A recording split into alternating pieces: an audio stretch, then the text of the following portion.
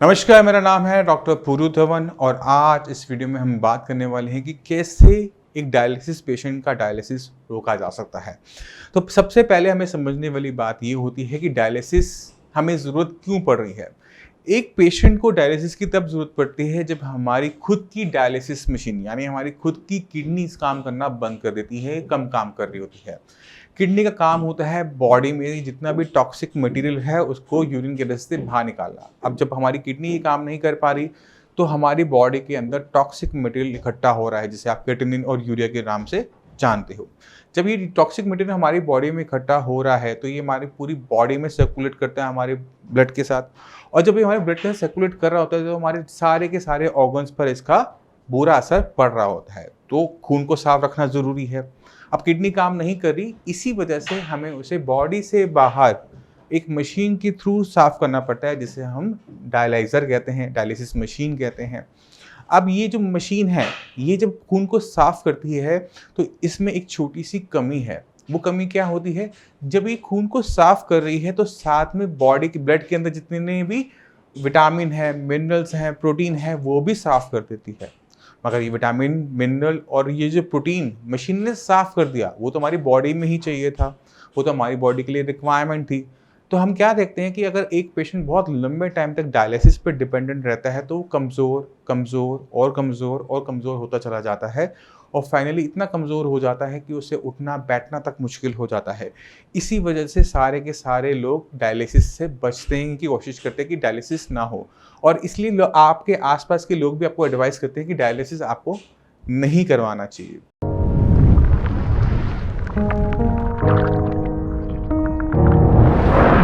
क्योंकि हमने इस डायलिसिस की वजह से बहुत लोगों को बहुत तेजी से जाते हुए देखा बहुत है। अब सवाल ये उठता है कि इस डायलिसिस से हम कैसे बच सकते हैं, कैसे इसको हम अवॉइड कर सकते हैं। तो डायलिसिस को अवॉइड करने का, डायलिसिस से बचने का सिर्फ एक ही तरीका है कि अपनी मशीन पे, अपनी किडनियों पे काम करना, क्योंकि इसके अलावा कोई और ऑर्गन या कोई और मशीन काम नहीं कर सकती आपके खून को साफ करने में।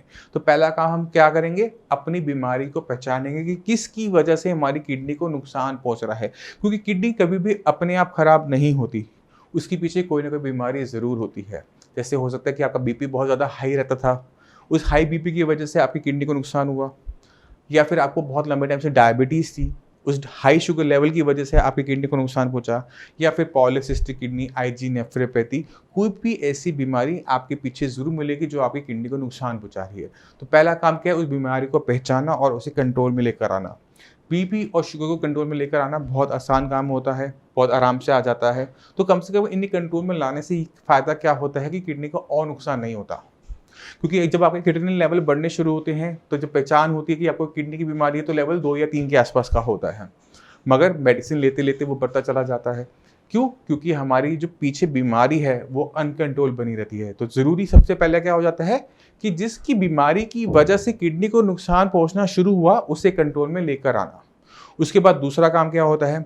एक बार ये जो बीमारी है वो कंट्रोल में आ जाती है तो हम किडनी की फंक्शनिंग पे काम कर सकते हैं, क्योंकि किडनी के पास खूबी है अपने फंक्शंस को बढ़ा लेने की। मान लो कि बस पड़ने की वजह से या एक्सीडेंट की वजह से मेरी किडनी को नुकसान पहुंच जाता है और मुझे किडनी निकलवानी पड़ती है। अब दो में से एक किडनी अगर निकल गई तो एक किडनी रह गई। अब सिंगल किडनी होने के बावजूद भी मेरा क्रिएटिनिन, यूरिया नहीं बढ़ता। अब ऐसा कैसे हो सकता है कि जब दो थी, दोनों काम कर रही थी, अब एक हो गई तो भी हमारा जो काम करने की क्षमता है उसमें कोई फ़र्क नहीं पड़ा। ये जो खूबी है किडनी की, ये हमें इस्तेमाल करनी पड़ती है हर किडनी फेलियर पेशेंट में, कि अगर मान लो कि आपकी किडनी 60% तक काम नहीं भी कर रही, जो सिर्फ 40% काम करने वाला हिस्सा है उससे ज़्यादा काम लेना, जिससे हमारा खून ज़्यादा साफ़ हो, अच्छा साफ़ हो, क्रिएटिनिन और यूरिया के लेवल डाउन होने शुरू हो जाए और हमारा जो डायलिसिस चल रहा है वो बंद हो जाए। तो ये बहुत ज़्यादा ज़रूरी हो जाता है एक डायलिसिस पेशेंट के लिए कि अपनी ख़राब किडनी पे काम करना, जिससे थोड़ा सा भी फंक्शन वापस लाकर हम डायलिसिस को रोक सके। अब सवाल ये उठता है, हम मेडिसिन तो खा रहे थे, ट्रीटमेंट तो ले रहे थे, फिर भी हमें डायलिसिस पे क्यों जाना पड़ता है? इस सवाल का जवाब भी आपकी मेडिसिन के पर्चे के अंदर कहीं ना कहीं छुपा बहुत है।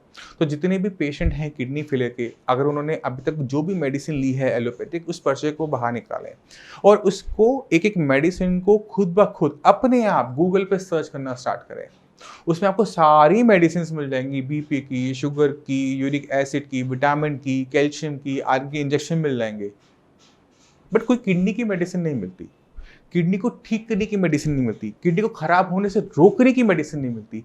इसी वजह से किडनी फेलियर के पेशेंट मेडिसिन लेते लेते डायलिसिस तक पहुंचते हैं, क्योंकि एलोपैथी के अंदर अभी तक किडनी खराब को रोकने तक की मेडिसिन नहीं है। इसलिए डॉक्टर्स आपको बहुत अर्ली स्टेज पर ही बता देते हैं कि आपको डायलिसिस करवाना पड़ेगा, आप फिस्टुला बनवा लीजिए, अपनी वैक्सीन लगवा लीजिए।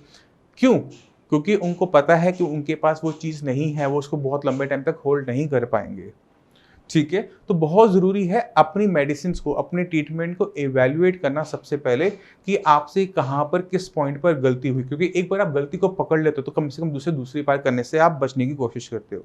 जब आपको गलती ही नहीं पता होगा तो आप उससे बच भी नहीं पाओगे। तो सबसे पहले काम, जो अब तक की हुई गलती है उसको माइंड में रखो और उस पर काम करना शुरू करो। जब हम अपनी किडनी पे काम करना शुरू करेंगे, किडनी की फंक्शनिंग बढ़ेंगी, तो डायलिसिस अपने आप रुक जाता है।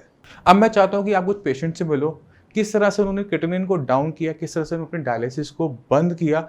जब आप उनको सुनोगे, समझोगे, आप समझ जाओगे कि कहीं ना कहीं उनकी कहानी भी हमारी जैसी ही थी। नमस्कार, मेरा नाम है डॉक्टर पुरु धवन और आज इस वीडियो में हम बात करने वाले हैं प्रोटीन लॉस के बारे में और आपको अपने एक पेशेंट से मिलवाऊंगा। प्रोटीन लॉस एक ऐसी बीमारी है जिसके अंदर आपकी किडनी प्रोटीन को होल्ड नहीं कर पाती और आपकी बॉडी में से प्रोटीन का लॉस होना शुरू हो जाता है। और यही एक केस है कवलजीत सिंह का, जिन्होंने हमसे ट्रीटमेंट लेते से 3 मंथ्स हुए हैं, मगर इनका जो एक्सपीरियंस रहा है किडनी फेलियर को लेकर वो बहुत ज़्यादा ऐसा रहा जो बहुत सिमिलर हमें देखने मिलता है बाकी सारे किडनी पेशेंट के साथ भी। तो कवलजीत सिंह, जब आपकी किडनी खराब होनी स्टार्ट हुई थी तो क्या मतलब डॉक्टर्स ने क्या बोला था आपको? डॉक्टर्स ने यही बोला था मुझे कि भाई अब एक नॉर्मल आप स्टेज पे आ गए हो, ऐसी स्टेज पे आ गए हो जहाँ पे आपको प्रॉब्लम ये है कि आपकी किडनी 65% तक ख़राब हो चुकी है, 35% आपकी किडनी अभी भी सेफ़ है। अगर आप अपने शरीर का ध्यान नहीं रखोगे तो हो सकता है कि आपको 1 साल के अंदर डायलिसिस भी कराना पड़ जाए। तो वैसे मैक्सिमम टाइम आपके पास 5 साल का है, बट ये है कि श्योरिटी है कि आपका 5 साल से पहले भी हो सकता है कि आपका डायलिसिस हो जाए। हाँ, तो ये उन्होंने मेरे को बोला था, तो उससे थोड़ा सा मैं टेंस हो गया था बिकॉज ऑफ एलोपैथिक के अंदर कोई भी इलाज नहीं है आपका क्रिएटिनिन को कम करने का, ज़्यादा करने का, मगर आयुर्वेदिक के अंदर इलाज है। और सर से मैं जैसे मिला तो यहाँ बेनिफिट ये मेरे को मिला कि मैं 3 मंथ से अभी दवाइयाँ ले रहा हूँ, बट मेरे को बेनिफिट ये मिला है कि कोई भी मेरे को जो भी प्रॉब्लम थी, इन्होंने सबसे पहले मेरा प्रोटीन को रोका, जिससे मेरा वेट लॉस हो रहा था 15-16 किलो तक, तो वो इन्होंने मेरा रोका। अब उसके बाद जो क्रिएटिनिन लेवल है उसको डाउन लेके आए, मेरी डाइट को बढ़ाया है इन्होंने। डाइट मेरे को प्रोटीन के अगेंस्ट जाके प्रोटीन खाने की मेरे को सलाह दी, जिसकी वजह से मेरा जो वेट था वो लॉस होने से बचा। तो मेन सबसे बड़ा प्लस पॉइंट है कि अगर आप अपने शरीर का ध्यान भी रखते हैं, आप अपने वेट को बढ़ाते भी हैं, तो यहाँ पे ये बेनिफिट मिलता है आपको कि आप इन सारी जो प्रॉब्लम से आप बच सकते हैं। चलिए मैं थोड़ा सा एक्सप्लेन कर देता हूँ। इनको जो केस के अंदर हमने प्रोटीन बंद नहीं किया था, इनकी किडनी खराब ज़रूर हो रही थी और नॉर्मली हर पेशेंट की तरह आपने अगर कभी देखा हो तो हर डॉक्टर कहता है कि आप प्रोटीन कम वाली डाइट लो या प्रोटीन फ्री डाइट लो, मगर क्योंकि कवलजीत का वेट इतना डाउन हो चुका था कि हम उनको यही नहीं कह सकते थे कि आप प्रोटीन ना लो। इनके केस में हमें प्रोटीन शुरू करवाना पड़ा और प्रोटीन शुरू करवा कर साइड बाई साइड हमने मेडिसिन स्टार्ट की इनकी किडनी की। और हमें ये पता था प्रोटीन देने की वजह से कि इनका क्रिएटिनिन लेवल बहुत ज़्यादा डाउन नहीं आएगा, इनका वैसे भी बहुत ज़्यादा नहीं है, 2.4 के आसपास है, तो हमें पता था कि ये डाउन नहीं आएगा। अगर यही लेवल बना रहता है 2.4 का और इनका वेट गेन होना शुरू हो जाता है, इनका प्रोटीन लॉस बंद हो जाता है, तो वो हमारे ट्रीटमेंट की सक्सेस बताएगा। तो जब हमने इनका ट्रीटमेंट स्टार्ट किया तो इनका वेट था 42 kg, जो एक 5.7 हाइट के इंसान के लिए बहुत कम है। अगर हम 5.7 की हाइट के हिसाब से इनका ऑप्टिमम वेट निकालें तो तकरीबन वो 57 to 62 kg इनका मिनिमम वेट होना चाहिए, मगर इनका वेट था 42, यानी 20 किलो ये अंडर वेट थे। और इनकी कंडीशन कुछ ऐसी थी कि इनकी बॉडी को अगर आप कभी देखते तो आपको ऐसे लगता है कि सिर्फ बोन्स हैं और उसके ऊपर स्किन है, मसल सारी की सारी निकल चुकी थी, यूरिन के थ्रू सारा प्रोटीन बॉडी से बाहर था। तो क्योंकि अगर हम चाहते हैं एक ऐसे पेशेंट के अंदर जहाँ पर इतनी ज़्यादा वीकनेस हो, मसल वेस्टिंग हो, उसको उठाना चाहते हैं तो हमें उनकी बॉडी पे ध्यान देना पड़ता है। किडनी से पहले हमने इंपॉर्टेंस दी बॉडी को, कि बॉडी को बचाएंगे तभी तो किडनी को बचा पाएंगे, बॉडी ही नहीं होगी तो किडनी को बचा के भी क्या फ़ायदा। तो हमने इनका प्रोटीन स्टार्ट करवाए रखा। प्रोटीन में हमने इनको जो प्रोटीन बताया, चाहे वो इनके एग्स थे, चाहे वो अपनी मूंग की दाल थी बिना छिलके वाली, वो स्टार्ट की। और विद इन 3 मंथ्स इन्होंने 10 kg वेट गेन किया है। ये 10 kg 3 मंथ्स के अंदर गेन करना आसान काम नहीं होता है ऐसे पेशेंट के लिए जहाँ पर प्रोटीन लॉस हो रहा हो। उस प्रोटीन लॉस को भी आज जो रिपोर्ट्स हमारे पास आई हैं उसके अंदर इनका प्रोटीन लॉस नेगेटिव हो गया है, यानी बंद हो गया है। अब यूरिन के अंदर कोई भी किसी भी टाइप का प्रोटीन लॉस नहीं है। तो ये जो जर्नी रही 3 मंथ्स की, ये कैसी रही कवलजीत सिंह जी? ये तो बहुत अच्छी रही। एक्चुअली मैंने आयुर्वेदिक दवा कहीं और से भी ली थी, बट ये था कि उसका नेगेटिव असर हो रहा था मेरे शरीर के ऊपर, जिसकी वजह से मेरा क्रिएटिनिन लेवल भी बढ़ गया था। और मेन जो सबसे बड़ी प्रॉब्लम मेरे को ये आ रही थी कि प्रोटीन लेवल मेरा लॉस हो रहा था। बट मैं साई संजीवनी में आया तो वहाँ पे मेरे को एक फर्स्ट पॉइंट ये मिला मेरे को कि वहाँ पे जो दूसरी जगह पे मैंने बात करी थी वहाँ पे वो डॉक्टर सही ढंग से ट्रीट नहीं करते थे। तो यहाँ पे इन्होंने मेरे से काफ़ी अच्छे तरीके से ट्रीट किया और मेरे को एज ए पूरा घर की तरीके से ट्रीट किया। तो मेन सबसे बड़ा मेरे को ये फ़ायदा अच्छा लगा कि एक तो मेरे को पॉजिटिव किया पहले, और दूसरे नंबर पे ये बेनिफिट दिया कि मेरे को कि जो भी प्रॉब्लम आपकी किडनी के अंदर है तो वो प्रॉब्लम आपकी सॉल्व की जाएगी। तो ऐसा किसी भी जगह पे नहीं बोला जाता। साई संजीवनी का बेनिफिट ये मेरे को मिला कि यहाँ पे मेरे को पॉजिटिव एनवायरनमेंट मिला, जिसकी वजह से मेरे को मेरी जो प्रॉब्लम थी उसको हेल्प करने में मेरे को डॉक्टर साहब ने काफ़ी मदद की। तो ये मेरे को बेनिफिट मिला इस चीज़ का। ठीक है कवलजीत सिंह, उम्मीद करते हैं आने वाले कुछ महीने के अंदर ये जो आपका बाकी जो वेट गेन है वो पूरा हो जाएगा, पूरी बिल्कुल हेल्दी हो जाओगे, किडनी की फंक्शनिंग बिल्कुल आपकी नॉर्मल आ चुकी होगी, वेट गेन अच्छा हो चुका होगा। ठीक है, और जो डाइट पे आपको रिस्ट्रिक्शंस दी जाती हैं उसको आप,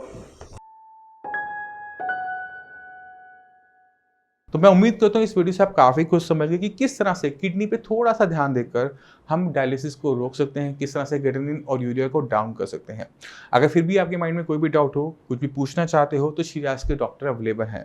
आप उन्हें कॉल करेंगे, वो आपसे रिपोर्ट्स मंगवाएंगे, आपकी दिक्कत को समझने की कोशिश करेंगे और उसके बाद वो आपको सही तरीके से गाइड करते हुए आपका डायलिसिस हो, चाहे आपका बड़ा हुआ क्रिएटिनिन लेवल ही क्यों ना हो, उससे आपको निकालने में आपकी हेल्प करेंगे।